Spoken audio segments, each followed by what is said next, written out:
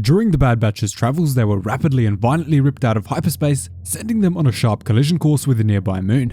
During the crash, Wrecker took a large blow to the side of the head, which continued to linger as their mission went on. Now, if this was a regular human, you'd brush it off as a pretty bad head injury, but nothing more. With a clone like Wrecker, however, this could mean something much, much darker. Did Wrecker's blow to the head activate his inhibitor chip? Let's break it down. At the beginning of the episode, in the middle of their journey, Tech is ignoring his duties and keeping the ship in a good shape in order to work on a mysterious new device. This device looks like it will be a scanner, which can help the Bad Batch assess just how much of a grip their inhibitor chips have on them. We already know that for some reason, possibly during the cloning process of these enhanced clones, the strength of the inhibitor chips was not distributed evenly among them. Crosshairs was powerful enough to make him follow Palpatine's directive of Order 66 against Caleb Dume, who later became Kanan Jarrus, while Wrecker and Hunter had absolutely no clue what Order 66 even was. Echo is also in another camp since the Separatists damaged his chip so that it was inoperable during the Order. Seeing Tech create this device already tells us that it will be returning, and the Bad Batch will likely be having their chips taken out at some point, probably with the help of Rex, when they meet up. We already know that they will come together at some point since we see them together in the trailer, so there's no way he doesn't try to get their chips out when they meet, especially since Cut Lawquane recalled Rex frantically going on about the behavioral modification when he visited Cut on his farmstead the very day before Clone Force 99 arrived there. But either way, as the ship goes down, the Bad Batch are violently jolted and rocked until Wrecker eventually bangs his head on his restraint. It happens to make contact on the side of his head in a very bad location. As we can see from the photo on screen now of Wolf, Rex and Gregor, who all had their inhibitor chips removed, this is the exact spot where the inhibitor chips are usually taken out, a clear hint to what really happened during the crash.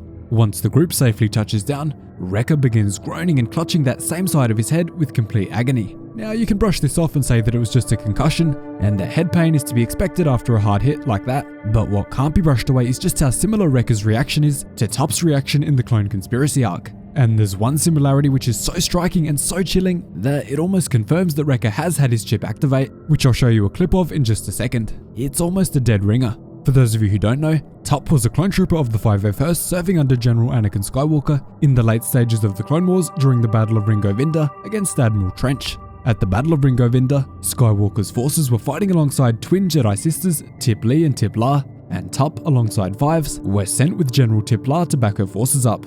As the battle was raging on, Top began to experience extreme head pain and reported that he wasn't feeling like himself anymore. His good friend Fives quickly noticed this and tried to shake Top out of it, but sadly by that point nothing could be done. Top then recited the all too familiar line, "Good soldiers follow orders," before turning his weapon on General Tip La and pulling the trigger, much to the shock of everyone at the battle, including Admiral Trench.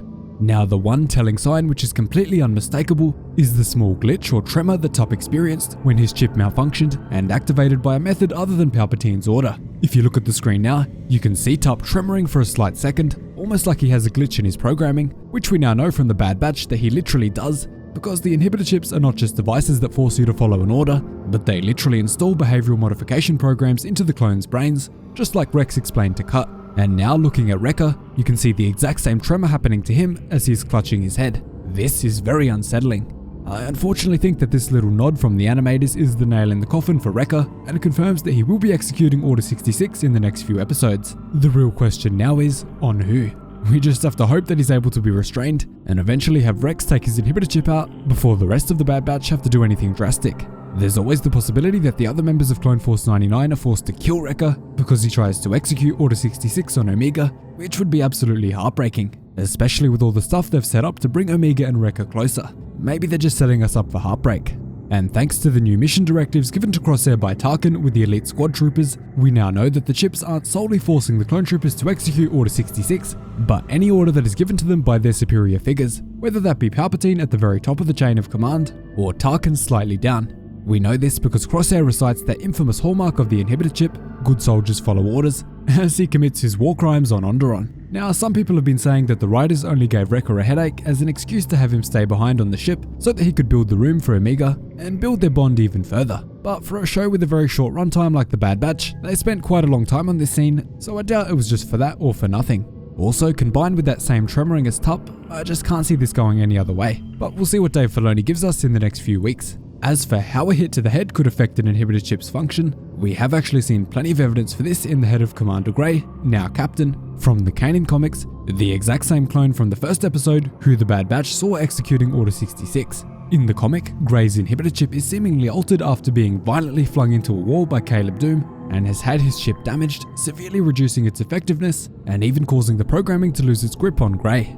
In the immediate aftermath of Order 66, Gray and his clone brother Styles are completely adamant that they must hunt down and execute Caleb Doom, even traveling across the Calla system to catch him. No signs of any wavering or resistance to the order. That all changes once they capture Caleb and bring him aboard their ship, where they leave him a little too free, causing him to use the Force and brutally slam their heads into the wall of the ship, injuring both pretty badly. It's at this point where Gray's entire personality begins to switch to the exact state it was before Order 66, signaling that the chip's grip over his mind was quickly fading. This then causes Gray to begin questioning Order 66, and he even came to the realization that he was under some kind of spell. It was like something came over him and compelled him to kill Depa Billaba, like he had no will of his own. It's pretty amazing that he came to this conclusion after hitting his head, something his brother Styles never did, obviously not having the same damage to his chip. But after this, things get very heated between Gray and Styles, with Gray just becoming disgusted with his actions under the influence of the chip, leading him to fire on his own ship's control panel, killing both himself and Styles, knowing that it would allow Caleb Doom to escape. This whole sequence just goes to show you that inhibitor chips definitely can be altered, modified or damaged by direct hits to the head and other injuries in that area. Whether it can go the other way and have a weakened chip be turned into a stronger one, or activate it in the first place, we obviously don't know yet, but looking at what we know, it certainly seems that way.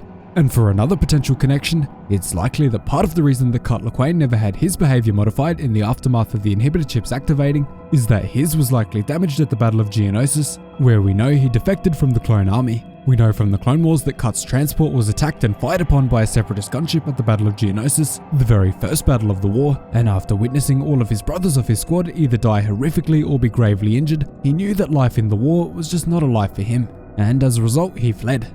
Because his ship probably crashed and was shot down because of the Separatist gunship, causing all of those injuries, he almost certainly suffered a head injury on the way down, alongside all of his dead and dying brothers, which is a pretty good reason for his ship not to modify his behavior. The fact that desertion even entered Cut's mind, after receiving so much training and conditioning in the opposite direction, is itself a pretty strong sign that he was under no external influence. Of course, there's a chance that Cut just never had the order at all since he was off the grid, and did everything he could to stay off of the Empire's radar, but it's just something to think about. Even if he received the order and had no Jedi to execute it on, his behavior still would have been altered in a way that his wife certainly would have noticed. And she never mentioned anything like that when Clone Force 99 came to visit, so it's safe to say that Cut's ship is probably damaged, alongside him just never receiving the order. But now having everything we know laid out, let me know what you think down below. I just can't get past that little tremor, so my final prediction is yes, Wrecker will execute Order 66 in the next few episodes. But then again, we can always hope he doesn't, and if he does, let's just hope he's away from Omega. Thanks so much for watching, really hope you enjoyed the video. Cheers guys, hope to see you in the next one.